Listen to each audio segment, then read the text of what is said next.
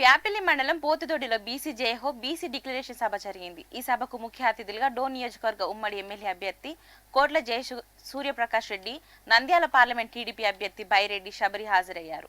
రాష్ట్రంలో టీడీపీ అధికారంలోకి వచ్చిన వెంటనే పలు అభివృద్ధి కార్యక్రమాలను చేపడతామని హామీ ఇచ్చారు. రానున్న ఎన్నికల్లో తమకు ఓటు వేసి గెలిపించాలని అభ్యర్థించారు.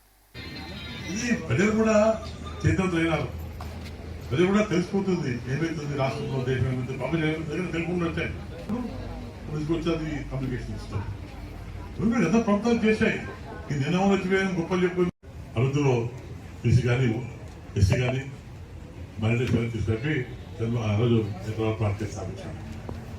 మరి ఈరోజు నేను మీకు ఎందుకు వచ్చాను, ఎమ్మెల్యేకి ఎందుకు వచ్చానంటే ఎమ్మెల్యేకి వచ్చానికి అవసరం లేదు.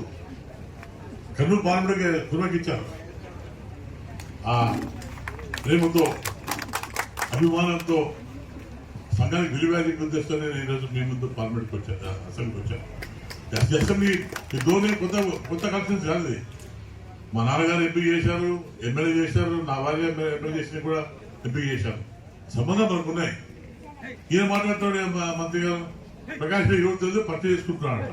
అది కూడా అవుతారు మాట్లాడితే 70 ఏళ్ళు పొలిటికల్ రాజకీయం ఉంటే మేము అంటే పార్లమెంట్ 70 వచ్చాం మేము.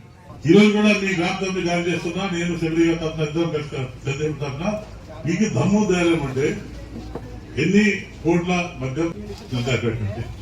ఈ తుంగభద్ర నుండి ఎన్ని టన్నుల ఇసుక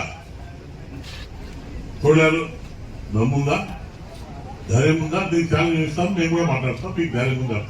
నేను మాట్లాడితే ఛాలెంజ్